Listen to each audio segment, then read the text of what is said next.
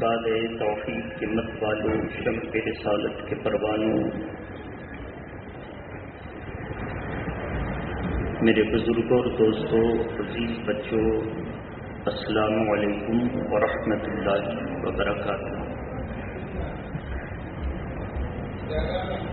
الحمدللہ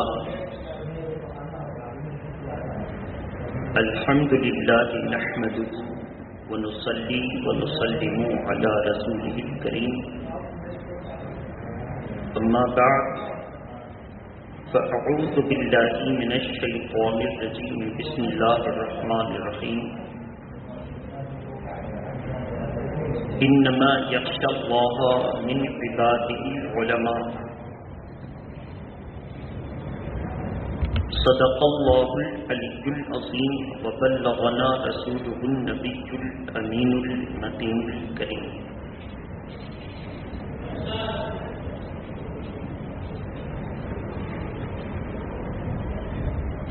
ان کی مہک نے دل کے اونچے کھلا دیے ہیں، ان کی مہک نے دل کے اونچے کھلا دیے ہیں، جس راہ چل گئے ہیں اونچے بسا دیے ہیں۔ اور آخر میں تو ساری دنیا نے یہی کہا، ملک سخن کی شاہی تم کو رضا مسلم، ملک سخن کی شاہی تم کو رضا مسلم، جس سمت آ گئے ہو سکے بٹھا دیے ہیں۔ عزیزان ملت اسلامیہ، آج کی اس محفل نور میں نے ہم اپنے راہبرو رہنما شخصیت کے تعلق سے ان کی زندگی کے مبارک اور حسین لمحے جو شریعت کے مطابق گزرتے تھے، جن کا قول اور فعل دونوں یکساں تھا، جنہوں نے اپنی زبان مبارک سے اللہ اور اس کے رسول کے پیغام کو عام کیا، تو اپنے عمل و کردار سے اس کو ثابت کر کے دکھایا کہ اللہ اور اس کے رسول کا قول صرف زبان سے کہنے سے نجات نہیں ہوتی ہے، اور یہ سمجھ لینا کہ آج کل اس پر عمل کون کرتا ہے، یہ کہہ کے گزر جانا کہ کون اس پر عمل کرتا ہے، ایسا نہیں، وہ یہ کہہ کے گزر جانا کہ بھائی شریعت پر عمل بہت بھاری ہے۔ اس عظیم ذات نے اس پر عمل کر کے بتایا کہ آگ بھی ہو کر ابراہیم سے ایمان پیدا، تو آگ کر سکتی ہے انداز گلستہ پیدا۔ اس عظیم شخصیت نے یہ بتا دیا کہ اگر آپ چلنا چاہیں تو قدم اٹھانا آپ کا کام ہے اور چلانا رب کا فضل ہے۔ جب کوئی اس کی راہ پر چل پڑتا ہے تو ہمت کرنا آپ کا کام ہے اور چلانا اللہ کا کرم ہے۔ اسی روش پر وہ چلے جس روش پر اعلیٰ حضرت فاضل بریلوی کے دادا چلے، اسی روش پر چلے جس روش پر خود ان کے دادا حضور حجت اسلام چلے۔ انہوں نے پوری دنیا میں علم و عمل کا پیغام دیا اور دنیا والے کو بتایا کہ بہت ساری حدیثوں کو آپ کہتے ہیں کہ آج عمل کرنا بہت مشکل ہے، لیکن انہوں نے اپنی سیرت سے بتا دیا کہ اللہ کے پیارے نبی کی حدیث پاک پر اگر کوئی عمل کرنے کا پختہ ارادہ کر لے تو خود رسول اللہ کی جو ہے رحمت اور ان کا فیض بڑھ کر کے اس کو چوم لیتا ہے، وہ چلنے کی طاقت فراہم کرتا ہے۔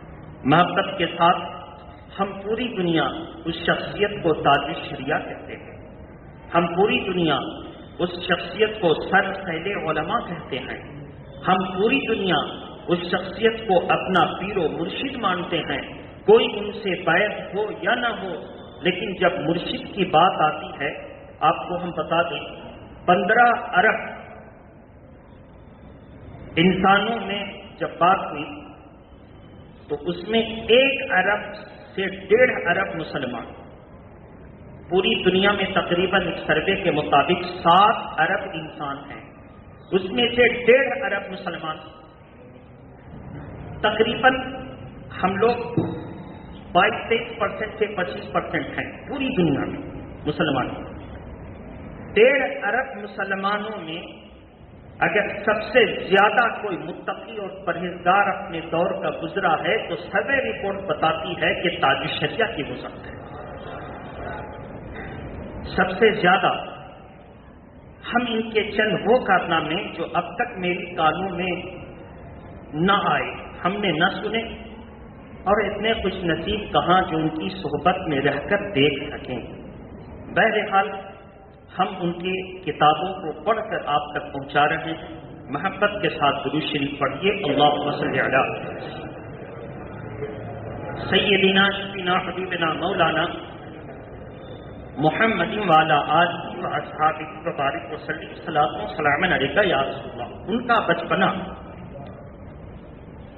اعلیٰ حضرت فاضل بریلوی کی دارالافتاء میں بیٹھنے والے حضور سیدی آقائی مفتی افضل حسین منگیری علیہ رحمۃ الرضوان، کون ہیں یہ؟ اعلیٰ حضرت کے مفتی، ان کی دارالافتاء میں وہ کام کرتے ہیں۔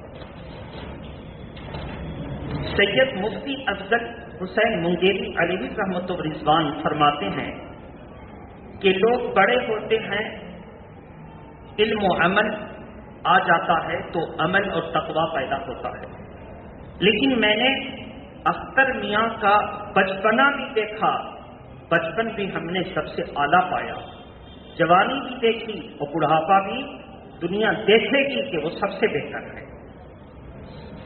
انہوں نے فرمایا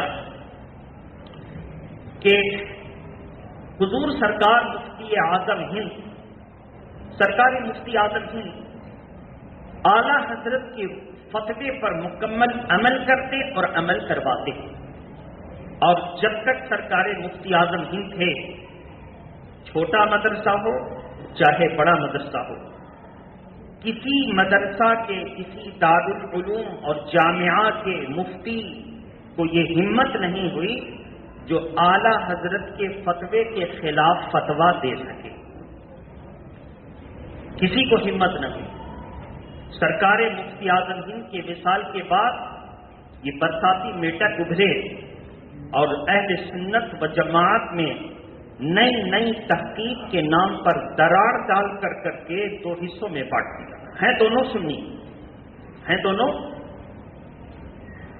مگر ایک نے کہا کہ چلتی ٹرین پر نماز پڑھیں تو دہرانے کی ضرورت نہیں، اور سرکار تاج الشریعہ نے اعلیٰ حضرت ہی کے فتوے کے مطابق تحقیق پیش کی کہ چلتی ٹرین پر نماز کا وقت تنگ ہو جائے تو ضرور پڑھیں گے، ضرور، مگر دوہرا لیں گے، منزل پر جب اتریں گے تو دوہرا لیں گے، کہ چلتی ٹرین پر نماز پڑھنے کا وہی مسئلہ ہے جو کشتی پر کا مسئلہ۔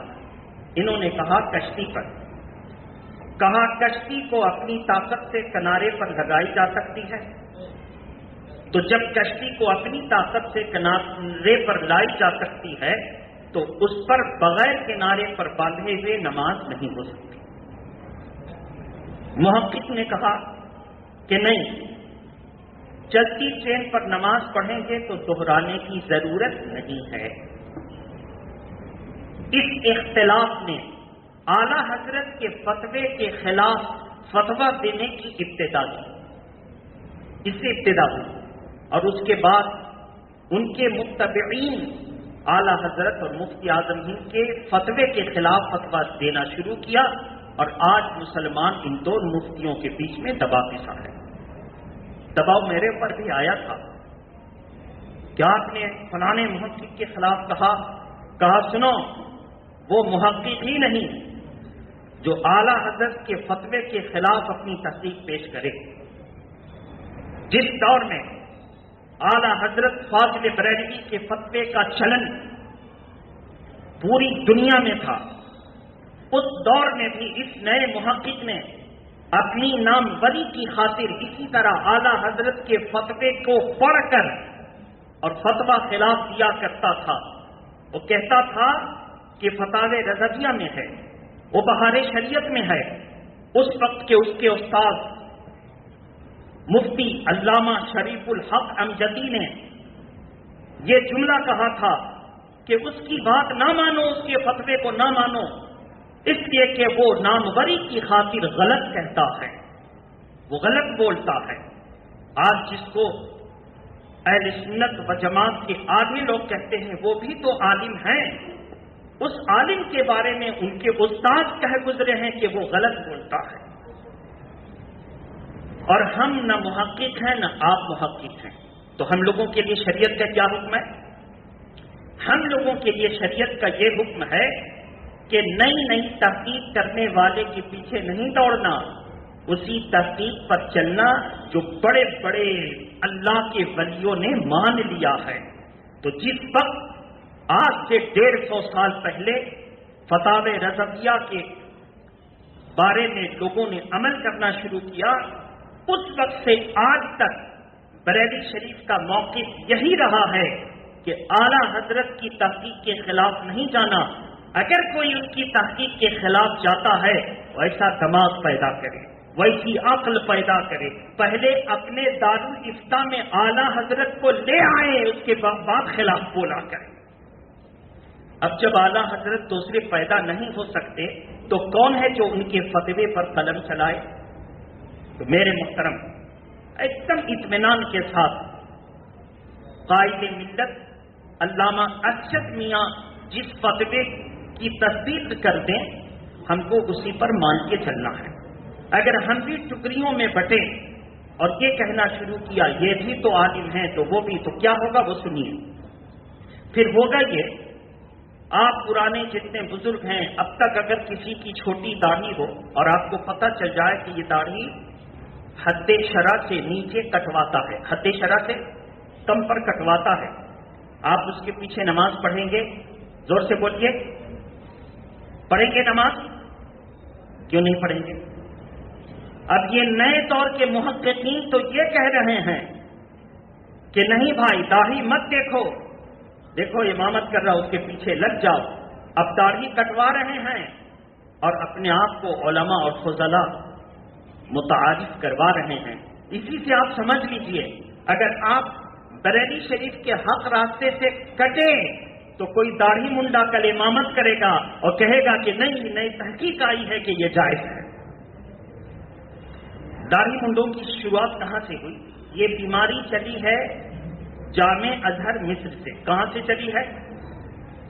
کہاں سے؟ اب جامع ازہر مصر سے جو بیماری شروع ہوگی وہ بڑی بیماری ہوگی کہ نہیں ہوگی؟ بڑی بیماری۔ مصر کے بڑے بڑے علماء اپنی نئی تحقیق، جس کو تحقیق جدید کہتے ہیں، کہنے کے مطابق تاج الشریعہ کے دور میں بھی داڑھیاں چھلاتے تھے، بولیے داڑھیاں چھلاتے تھے، اور حنفی مذہب کے خلاف فتوے پر عمل کرتے تھے۔ اسی وجہ سے جب سرکار تاج الشریعہ کے بارے میں علماء نے مشورہ دیا کہ آپ تاج الشریعہ کو جامع ازہر بھیج دیں تو سرکار مفتی اعظم ہند راضی نہ ہوئے، بولیے راضی؟ کہا کہ نہیں، وہاں کا ماحول اور وہاں کا عملی اور عقیدے والا ماحول خراب ہو چکا ہے، میں وہاں نہ بھیجوں گا۔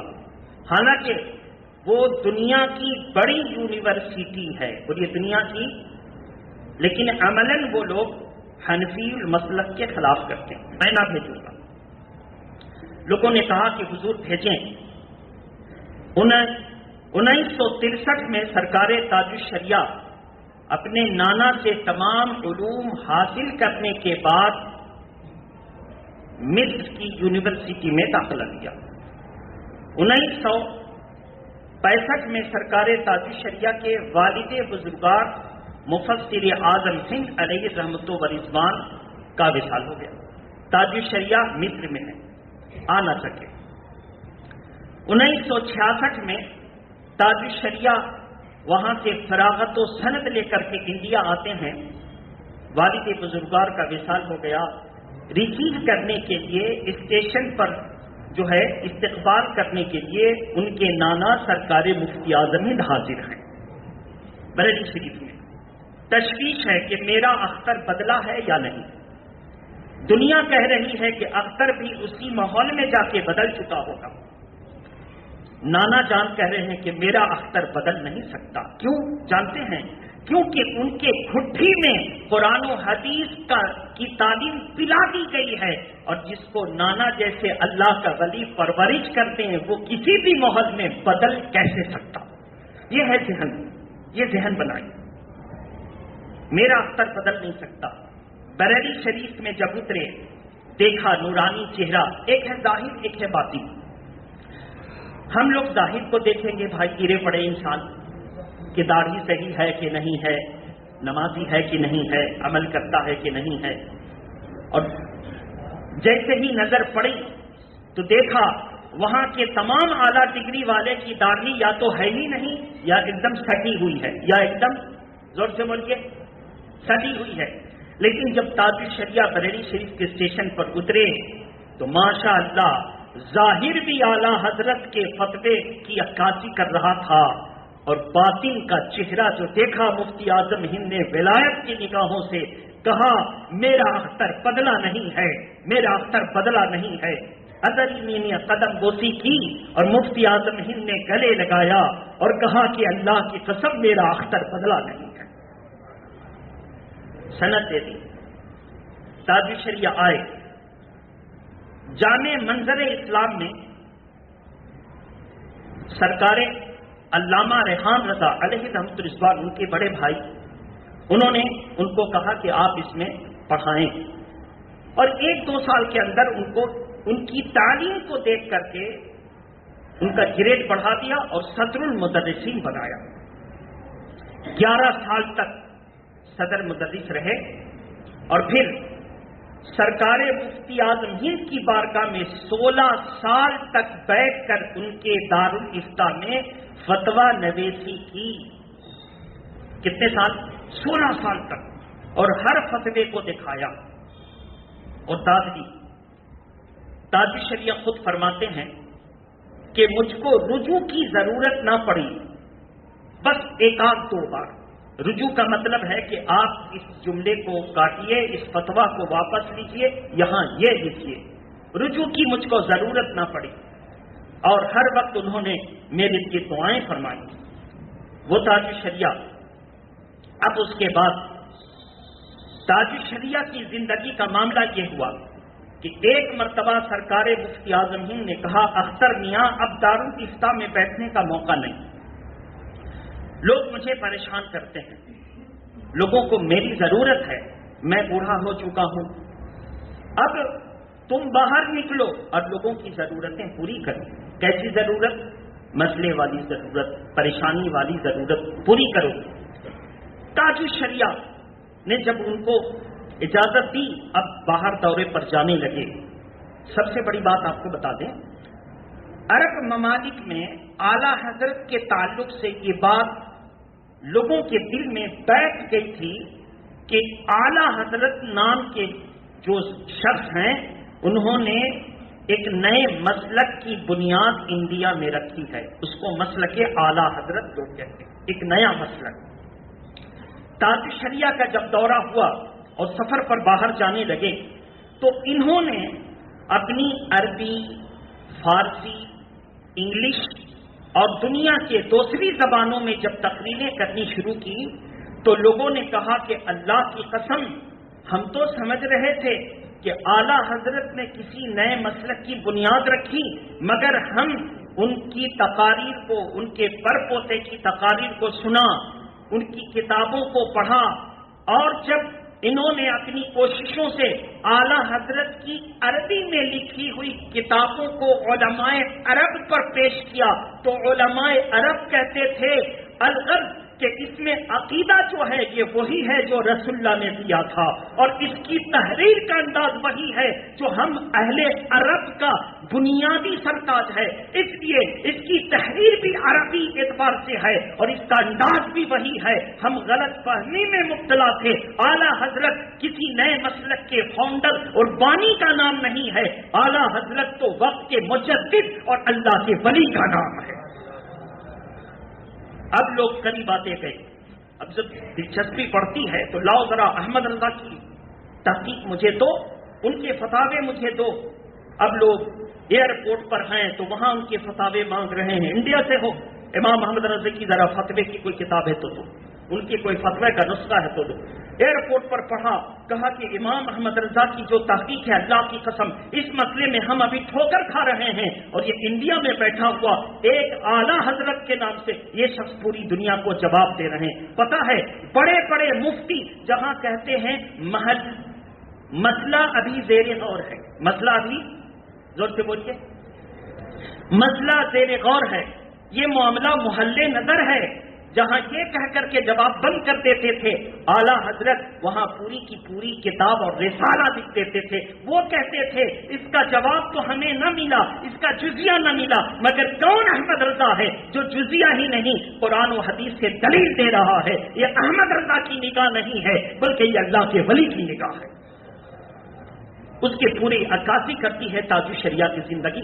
اب کیسے وہ دیکھیں ذرا سا, درود شریف پڑھیں. اللہم صلی علی سیدنا شفینا حبیبنا مولانا محمد امام الجود والکرم والہ واصحابہ وبارک وسلم. تاج الشریعہ 1963 میں جب جامع ازہر میں داخل ہوئے تو اس وقت سالانہ جلسے کے موقع پر مصر کی حکومت کا کوئی نمائندہ آ کر جامع ازہر کی وزٹ کرتا تھا, یعنی انکوائری کرتا تھا, دیکھتا تھا, جس کو ہم لوگ کہتے ہیں معائنہ کرتا تھا. اور پھر اس کے بعد تعصب لکھتا تھا کہ ہاں یہاں کا ماحول ٹھیک ہے, تعلیمی سرگرمی ٹھیک ہے, بہت بچوں کو ہم نے اچھا پایا وغیرہ وغیرہ, اپنا تعصب پیش کرتا تھا. وزٹ میں جو آنے والا جو مصر کی طرف سے تھا وہ کوئی مرد نہیں, عورت.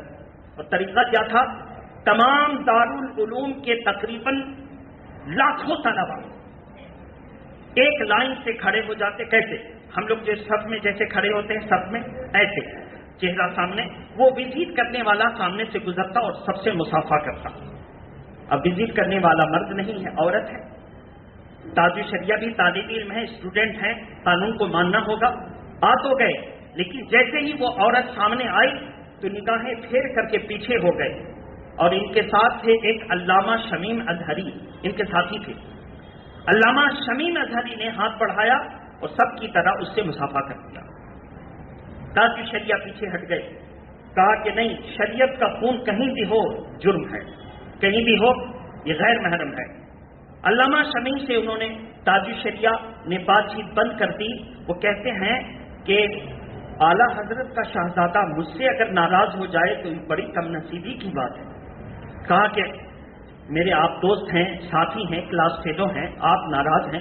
کہا کیوں ناراض نہ ہوں, تم نے رسول اللہ کی سنت کا خون کیا ہے, تم نے شریعت توڑی ہے. بتاؤ مصافحہ مردوں سے کرنا چاہیے یا عورتوں سے؟ اور وہ تمہاری محرم تو نہ تھی, غیر محرم تھی. تم نے غیر محرم سے مصافحہ کر کے حرام کا ارتکاب کیا ہے.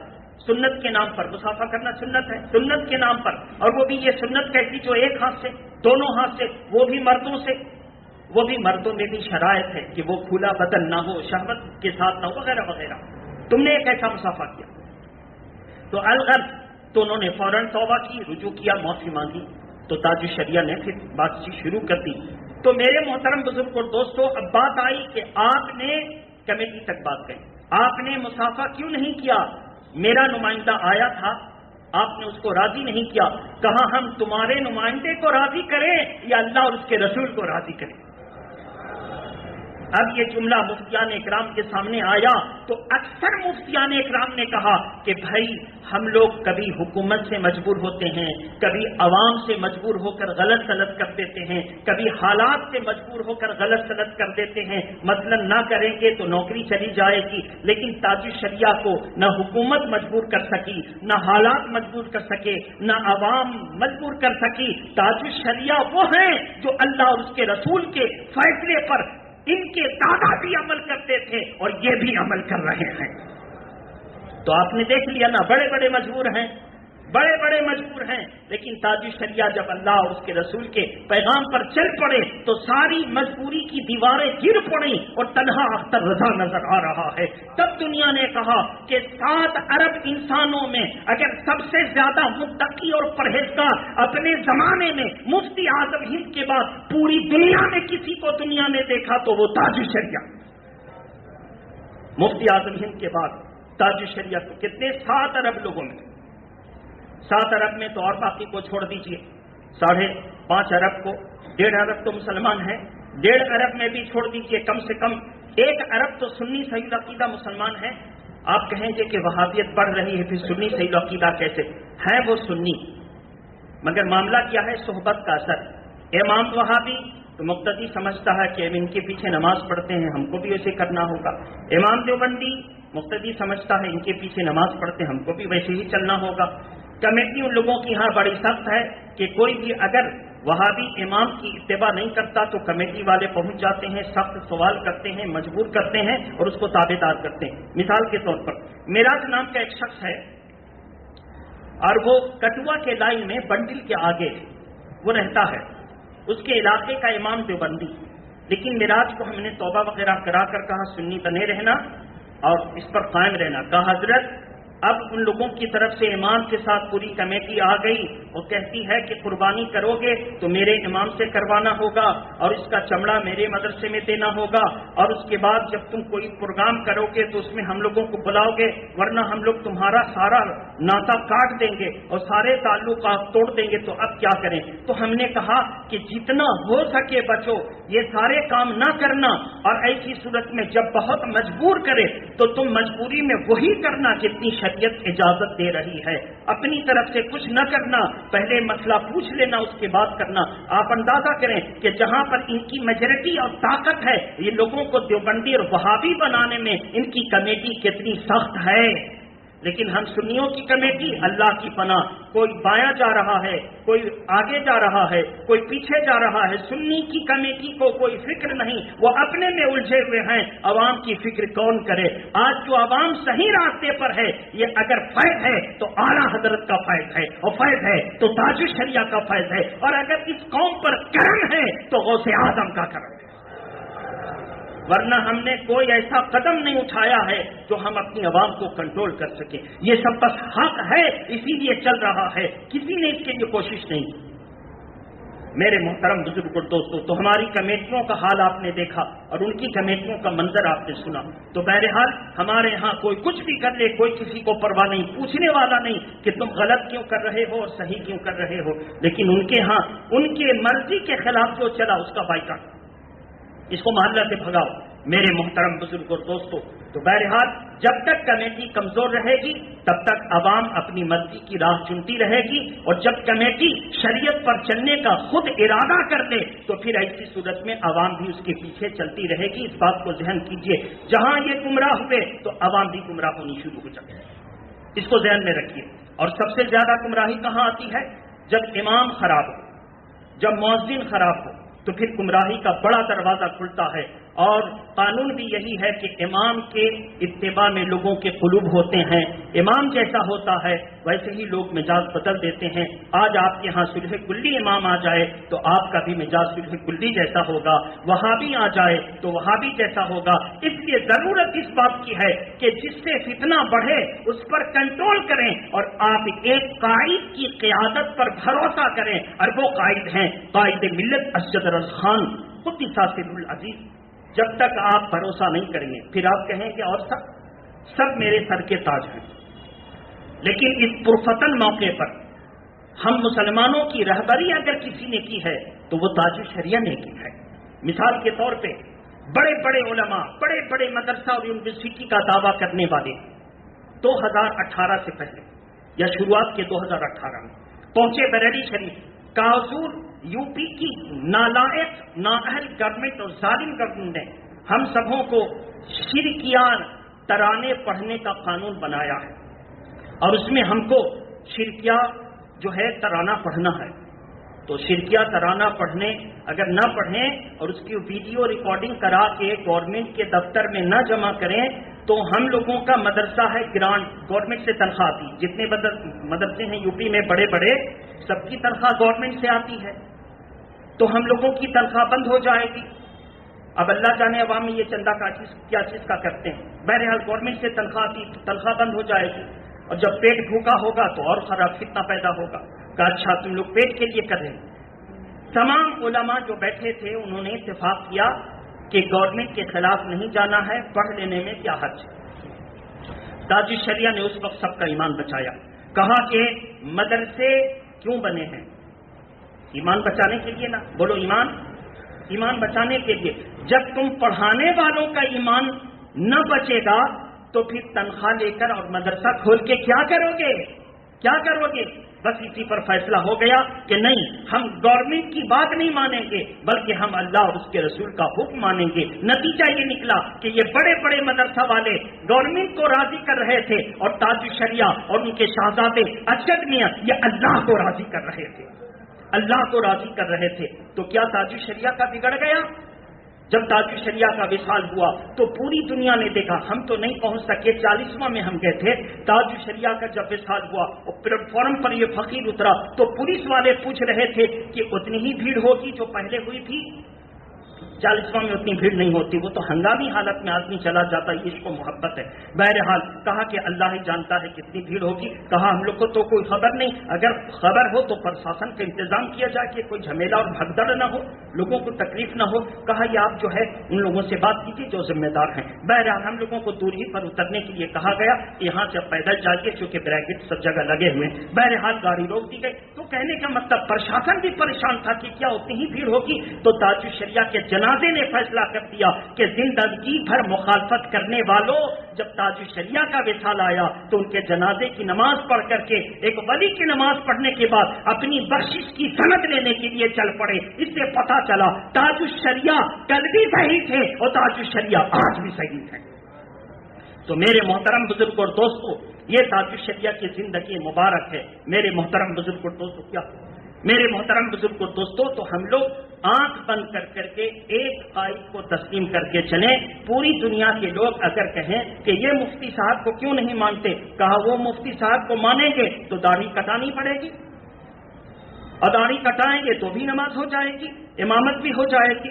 تو بھیا ہم کو یہ ادھر ادھر کے مفتی کو آج فتنہ بنانا، ثاقب شامی نام کا فتنہ بڑھا، داڑھی غائب، طاہر القادری نام کا فتنہ بڑھا، جو ہے پیدا ہوا پاکستان میں، داڑھی غائب، اور یہ لوگ ثاقب شامی اور طاہر القادری داڑھی کے کٹانے پر دلیل دیتے ہیں کہ کہیں سے ثابت نہیں ہے کہ داڑیاں بڑھاؤ، کہیں سے ثابت نہیں، جبکہ پوری دنیا جانتی ہے، تمام علماء جانتے ہیں کہ اللہ کے پیارے نبی نے ارشاد فرمایا وَاعْفُوا اللِّحَىٰ، کہ اپنی داڑھیوں کو معافی دو اور مونچھیں کو پست رکھو، کترواؤ۔ اور قرآن مجید کا ارشاد اللہ تبارک و تعالیٰ نے حضرت موسیٰ علیہ السلام کے واقعے میں نقل کیا ہے، لا تأخذ بلحیتی ولا براسی۔ حضرت ہارون علیہ السلام نے موسیٰ علیہ السلام سے کہا میرے ماں جائی بھائی، یعنی میرے بھائی میری داڑھی کو نہ پکڑیے۔ اس سے پتہ چلا حضرت ہارون علیہ السلام کی داڑھی اتنی تھی جو پکڑ میں آ جاتی تھی، اتنی تھی جو، اس سے پتہ چلا تمام پیغمبر کی سنت ہے، تمام صوفیہ کرام کی سنت، تمام علماء کی سنت۔ آج یہ دو بڑا نام کا عالم کھڑا ہو گیا، ثاقب شامی اور طاہر القادری، اور کہتا نہیں بھائی داڑھی کٹا بھی سکتے ہو۔ تو اب بتائیے ایسے پرفتن دور میں ہم کسی نئی تحقیق کو نہیں دیکھیں گے، وہی دیکھیں گے جو اعلیٰ حضرت نے فرمایا، جو تاج الشریعہ فرما گئے، اور اگر اس سے ہٹے تو پھر سمجھ لیجئے کہ اللہ کے پیارے نبی نے کیا فرمایا، میرے دین کے مٹنے کی ابتدا پہلے کس سے ہوگی؟ سنت سے۔ کس سے ہوگی؟